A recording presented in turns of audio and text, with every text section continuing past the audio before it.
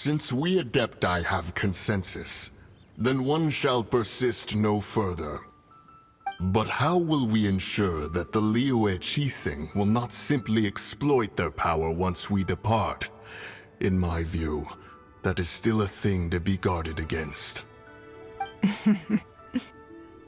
All right, Mooncarver, you needn't worry.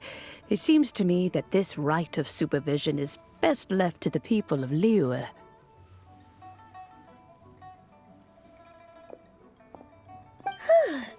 Looks like the conflict between humans and Adepti was avoided. All's well that ends well, huh? Oh, right! It's nice that we've got peace and all, but we're forgetting one thing. Child wanted to unleash the god so he could lure Rex Lapis out. But we were able to handle the Overlord of the Vortex on our own, so Rex Lapis never showed up. Oh, and speaking of that, don't we still need to get to the bottom of that Archon's death, too?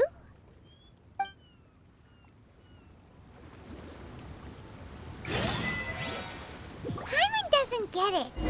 But isn't the strongest lead we have the Adeptiless rite of parting that we're organizing? No idea where Zhongli's gone. Let's ask for him at Wangshen Funeral Parlor.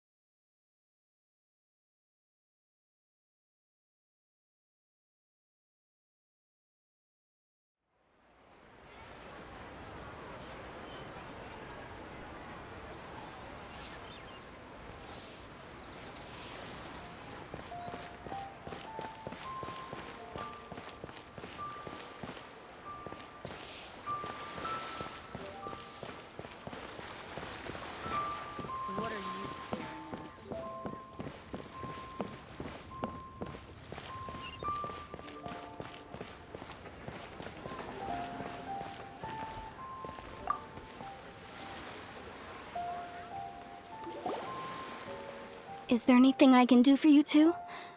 I'm afraid that Wangshen Funeral Parlor isn't in the best state to receive guests. We've come to see Zhongli.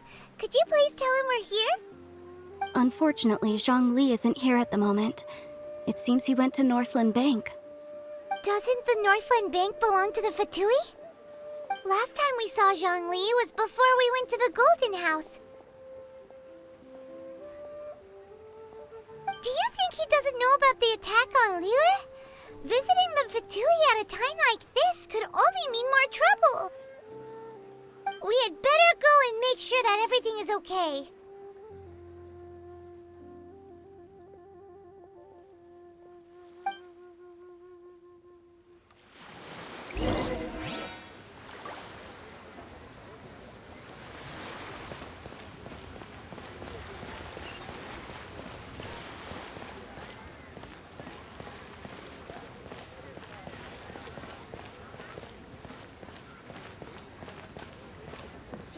Take a look around. You stock at Sigu Antiques? Bad news for my purse. Thank you. We have some new items in.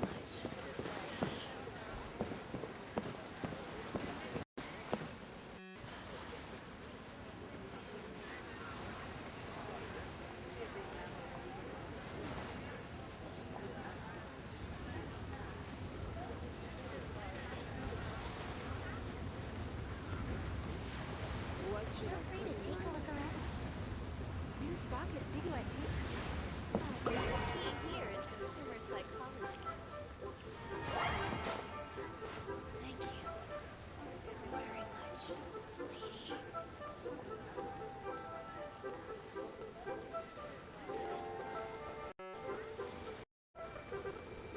What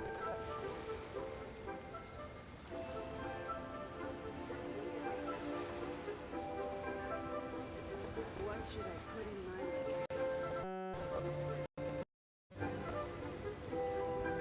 Feel free to take a look around. New stock.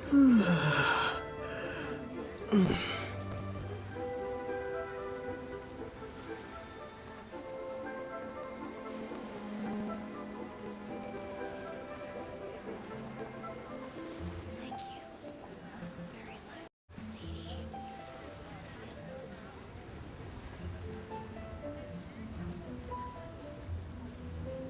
What should I put in my letter? Take a look around. News from my purse.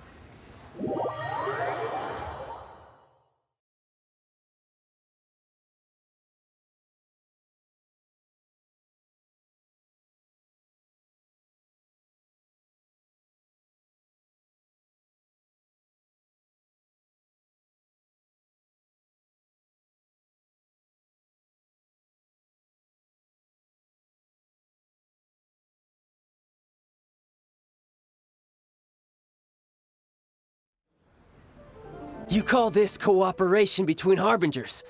Cooperation involves communication, you know. Don't take it to heart, child. Besides, aren't you happy that you got to skip the formalities and bring chaos to the land? I'm sure you must have enjoyed that. Oh, it seems that some of your friends have arrived. Hey, it's Zhongli and Child. And you're also one of the Harbingers? It's you two. I believe we've met once before. In the city of Bards, was it? I'm glad you still remember my name. Ah, right. I imagine that it must have been rather hard to forget watching helplessly as something precious was snatched away from your friend. Well, if it isn't you two. This is our first time seeing each other since Liyue was nearly wiped off the map. This is certainly a bit awkward, wouldn't you say? Paimon knew that we should never have trusted a Fatui Harbinger. Oh, now don't say that. Sure, I may have misled you, but I never had anything against you personally. Besides, I thought we were getting along quite well together, didn't you? Except for that little tussle we had at the end. Nothing personal. We just have different views, that's all. Of course, you may very well hold this against me, but that's up to you. The real deceivers here are Senora and Zhongli. Curse them for leading me on. So actually, I think... Stop wasting time, child. There'll be plenty of time to chat once I'm through here. You remember the agreement, Morax. Now, if you would be so kind. The Gnosis, please. What in the world are you talking about? The contract is fulfilled. That which thou seeketh is now bestowed unto thee. For my promise is solid as stone.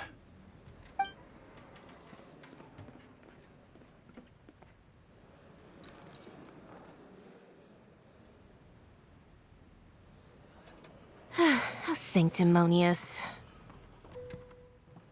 What? So you're the Lord of Chiao? No, wait. That's an exciting twist and all, but why give the Gnosis to the Fatui? I do not give it for free. I give it as agreed upon in the contract. For it is a matter solely between the Tsaritsa and I. Yeah, you don't think you went a little bit too far with that whole fake death thing? Everyone was prepared preparing the ceremony for you, and splat! This big dragon falls out of the sky, and all of Liyue goes into an uproar. Talk about a disaster.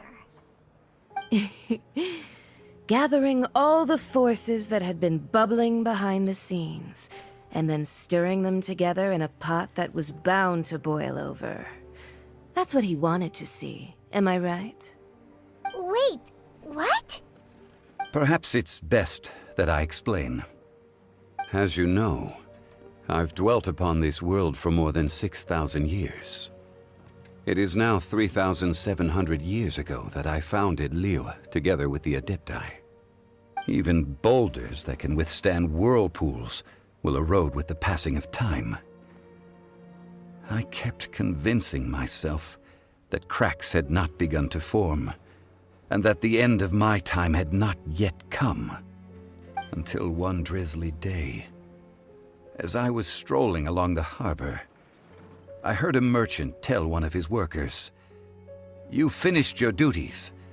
Go ahead and call it a day." I stood motionless among the crowds, asking myself, have I already finished my duties? Oh, Zhongli. But as I began to consider relinquishing my divine role, I soon discovered that many reasons still remained to not hastily depart. Was Liyue, the city I had dwelt in for so long, already prepared to enter its next age? I decided that a test was needed in order to reveal the answer. So I feigned my own death, and gathered the cast of Child, the Adepti, and the Liyue Qixing to play their roles together on the stage that was Liyue. Indeed I was. The gnosis which I had kept for so many years suddenly seemed to have lost its meaning. That's right, which is why I continued to safeguard the gnosis until now. So you mean that if the chaos ever reached the point of no return, you would simply appear and use your divine powers to bring Liyue back under control? Of course, and it would have been all too easy for him too. Just as a child quickly matures after losing their parents, so has Liyue matured when faced with the death of its deity. In the end, the resolution to all that has transpired was even more satisfactory than I could have hoped for. Take the Adepti, for instance. Owing to their years of seclusion, they were the least informed. Yet when faced with a crisis, they commendably showed the greatest amount of restraint possible. Not only did they manage to cooperate with the Qixing, but in the end, they even made efforts to understand the hearts of the people. Credit is also due to Signora, the emissary dispatched by the cryo-archon to fulfill our contract. At my request, she kept everything she knew in strict confidence. This despite the eavesdropping ears of her colleague, Child. This meant I could remain as Zhongli, even having the chance to fulfill the age-old traditions of Liyue in this mortal form. Thank you for joining me on this journey, traveler. All of these things turned out as I had planned. There is only one thing that I had not anticipated, and that was the conduct of the Liyue Qixing. I had expected them to do no more than the Adepti, to come to the defense of Liyue. But when all was said and done, they seized the opportunity to supplant Liyue's divine protectors, and used the subsequent power vacuum left by my death to quickly gain complete control of Liyue. Huh? That doesn't sound good at all. On the contrary, I think it is excellent. I had always feared that it was too soon for them to take over from me. And it was also that which I longed for the most. As such, this is the best parting gift anyone could have given this god of old. Hey, what about me? Doesn't anyone feel the least bit of remorse for deceiving me? You've practically kept me in the dark. I think that thanks would be more appropriate. You certainly played no small part in all of this, wreaking havoc and turning the city upside down. The Lord of Geo ought to thank you for your performance, if anything. If you hadn't created the pressure of a battle between mortals, adepti, and a god, the lump of coal resting in the hands of the Geo Archon, Liyue, would never have been able to become a dazzling diamond of a city. Huh? Just whose side are you on, mocking me like that? Are you itching for a fight?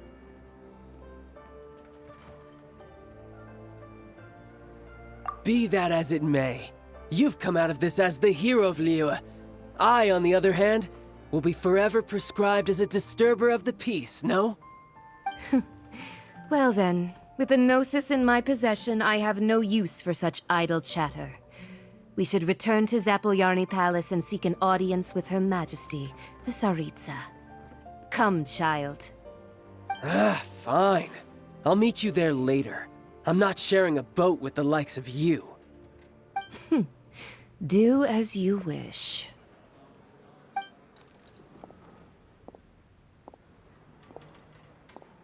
Now then, is there anything else you wish to ask me?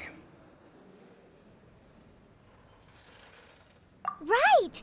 As Zhongli always told us, a good trade is a fair trade. Paimon has no idea what could be a good trade for a Gnosis. Realistically speaking, there is no such thing. Huh?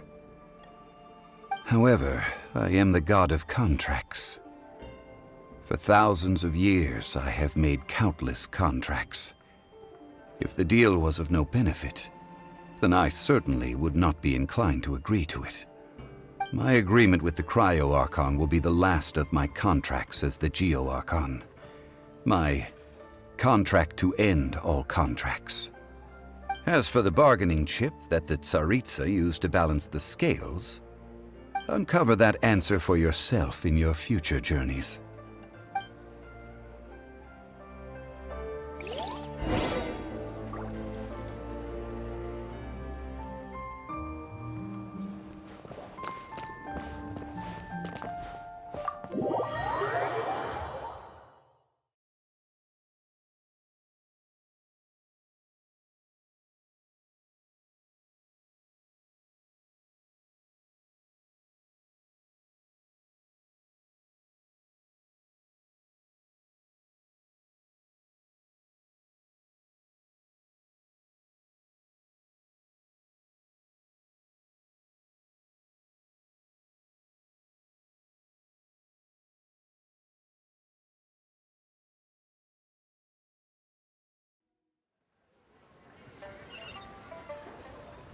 Today's the day of the rite of parting. Although the star of the show is fake, we spent so much time trying to organize it, it would be a real shame not to go there now.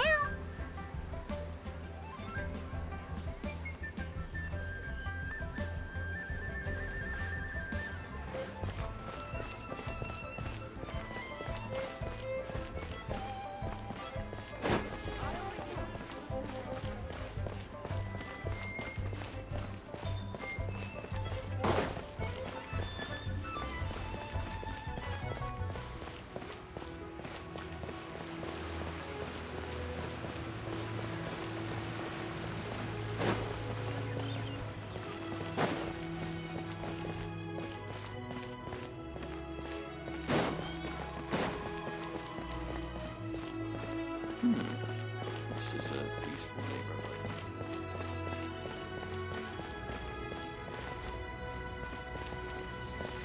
Oh, well, since we're going through with this rite of parting, I guess it means that those rumors hit the nail on the head. So Rex Lapis is really... But they didn't catch the culprit, did they? Oh, come on. Do you think that the assassin could have been a normal person? You know what I think. I don't think any of the gossip on the streets you hear from those shady types is worth anything. There's only one real possibility in my mind. I've heard that the assassin was that Fatui fellow. Youngish, pretty high in rank. I think they called him Child.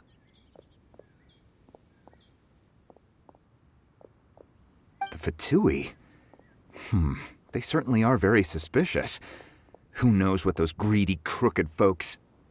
Shh! Lower your voice. If the Fatui catch you in their sights, Rex Lapis won't be around to protect you this time.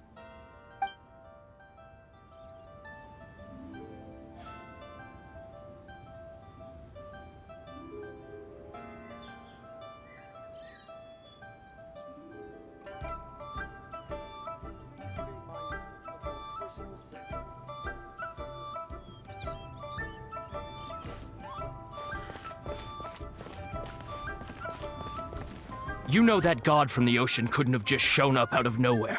I mean, it's been 2,000 years since Rex Lapis subdued it. Yes, and to think that this happened right on the heels of the incident with Rex Lapis, too. Say, do you think the person who assassinated our lord and released that evil god might have been one and the same? Now that you mention it, that's very possible. Yes, it's very possible indeed. I mean, it all fits together. That person must have colluded with the evil god to harm Rex Lapis. Oh, that wicked, black-hearted scoundrel. Still, what sort of supernatural prowess must this person possess to be able to do such things? I have never heard of such a person in all my years. Ah, forget it. Guessing's no use to us. Look, the Millilith over there looks like he's about to make an announcement. Let's hear what the Ministry of Civil Affairs has to say first.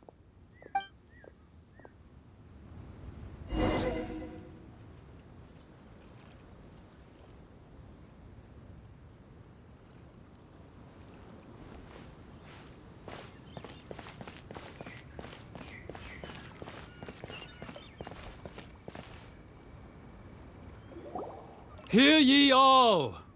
The Chising's words. Though a dragon soars ageless as the mountains, it too must return to dust. This is common knowledge. Gods and Adepti live glorious lives, but both light and shadow have their season. So too must they face divinely rumors and hearsay abound on the streets that Rex Lapis was murdered. Gods and Adepti live glorious lives, but both light and shadow have their season. So too must they face divinely appointed trials.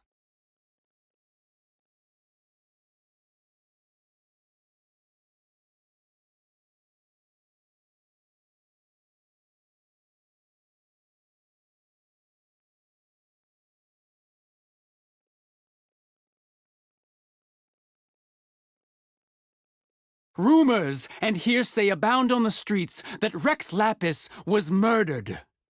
Now, let the truth be revealed.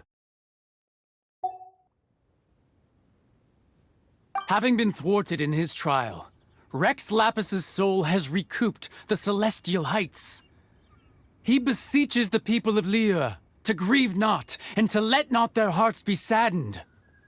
Nor are they to believe street-born rumors or indulge in baseless speculation.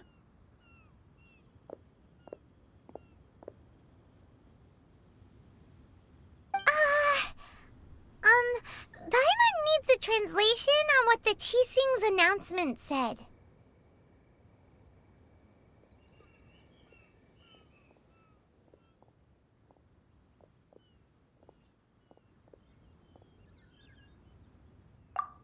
So that's how they're spinning it.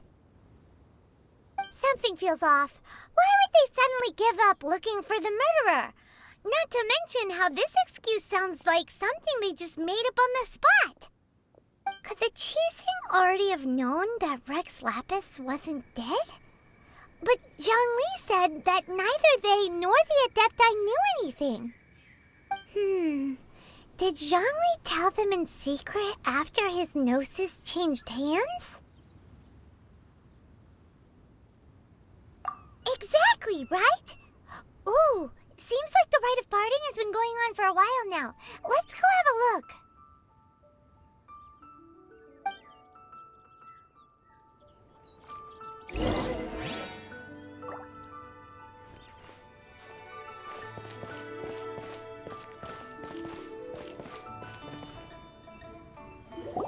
Look, it's Ningguang and Keqing. Are they saying something? Are there speeches over? As said previously, Rex Lapis's soul returning to the heavens is the end of the contract. And it is also the end of an era. 3,700 years of contracts burnt and reduced to ash. We, the people of Liyue, were indeed prosperous. But blinded by our prosperity, we forgot that time can be pitiless. The long, unending dream of our archon walking among us. Now that we have awoken from our dream, we must learn to say farewell. Will you stand with us as we re-establish our contracts? As we build a new age of prosperity? So concludes the words of Her Eminence the Tianquan. Does Her Eminence the Yuheng have anything to add?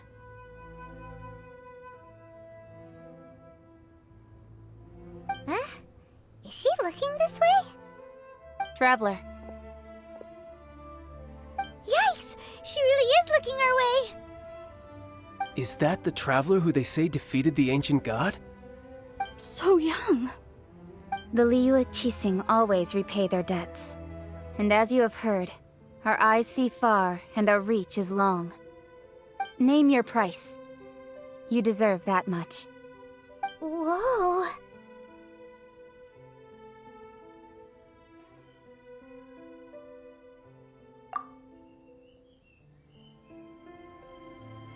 Well, could you help me put up some missing person posters?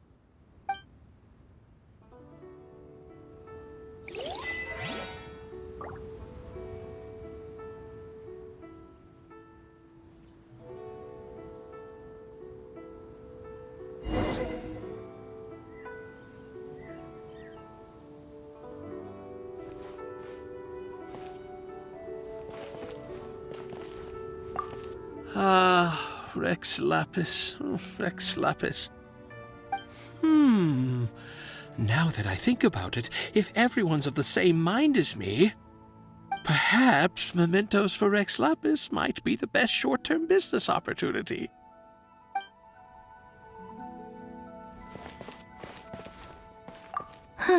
And to think I put my best perfume on before coming here, thinking you'd like it. But it seems as if those perfumes really were meant to be offered to Rex Lapis. Well, that's fine. Suffer no rivals in love, they say. And that's 3 gone in 1 stroke.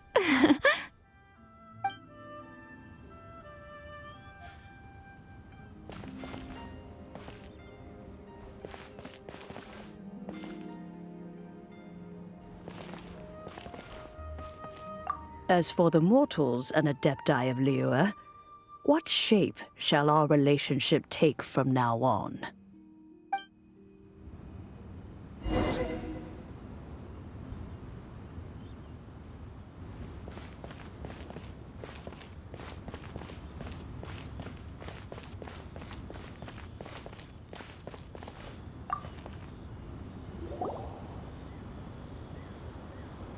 Hey, Zhongli!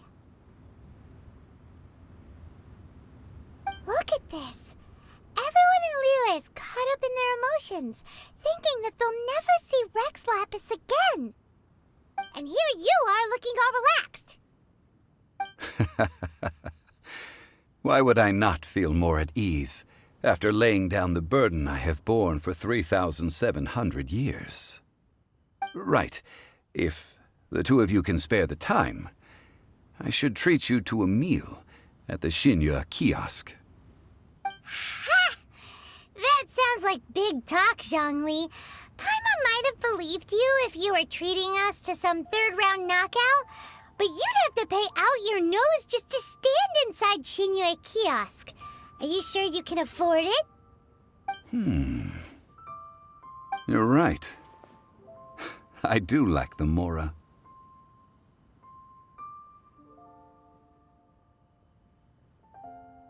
As the Rex Lapis Morax, I can easily create mora. But since I have chosen to walk this earth as the mortal Zhongli, I should abide by the same rules that mortals do.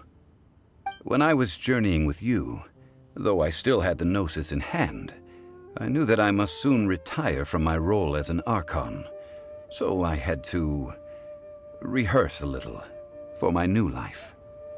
Oh, no wonder! Paimon gets it now. You didn't look at the price tags when we were spending because you've never had to. But since you weren't used to not being able to just make more Mora as and when you wanted to, you had to try becoming a parasite to society who lives off of other people's credit. Well, we were only spending Fatui money. You don't have to say it like that. In the City of Commerce, we do not merely exchange money or goods. We also exchange knowledge, memories, and foresight, as well as positions, roles, and lives. The Archon Morax could never experience life as the true mortal Zhongli could, no matter how many times he descended to be with his people. I must thank you for that. I will treasure the memories that I made as Zhongli, traveling the streets of Liyue with you. That is true. But there is no journey that does not end. No meetings without partings. Paimon thinks that we should make a move and continue our search for the Seven. I fear that continuing your journey may be difficult.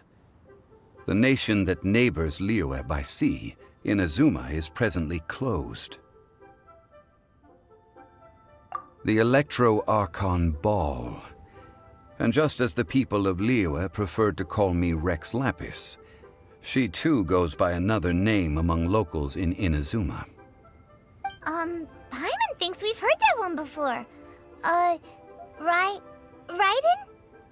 That is the case. And since Raiden is also the Shogun of Inazuma, people call her the Raiden Shogun. That said, though people at the wharf were saying that the situation in Inazuma is very tense, Paimon doesn't remember that always being the case. It wasn't that bad last year. Zhongli, since you're Rex Lapis, shouldn't you know something about what's happening there? Just how did Inazuma become a closed nation? It's because of visions. Visions? When faced with circumstances beyond their control, humans often bemoan their lack of power. But if a person shows true strength of will at a desperate and fateful moment in their life, the gods will look upon them with favor. This is what visions are. Magical foci bestowed upon those who have been acknowledged by the gods. Uh-huh. That's how people in Teyvat see it. But starting from last year, the Raiden Shogun began promulgating the Vision Hunt Decree. Vision Hunt Decree? Yes. It was an order to seize all visions within Inazuma's borders, and to inlay them upon the hands of the statue of the omnipresent god. They want to seize visions. But why? Aren't visions blessings from the gods? I should think that in the Raiden Shogun's eyes, it is precisely because they are divine blessings that they should be under the sole dominion of divinity. Whoa, that's harsh. The Animo Archon is the god of freedom, and the Geo Archon is the god of contracts. For her part, the Raiden Shogun is the god of eternity. It seems as though she has finally decided to eliminate any unstable elements that could pose a threat to her eternal realm. The fact that even I, the oldest of the seven, have now passed away, will only strengthen her resolve to pursue eternity. Knowing her, she must have again quoted that adage she is most fond of when proclaiming that decree to her people. 7 ideals for 7 gods, and of these, eternity is nearest unto the heavenly principles. All right then. Was there anything else you wish to know?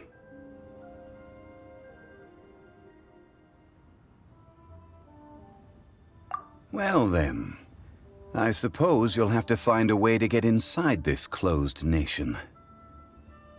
Have patience. I suspect that some serendipity must first come into play.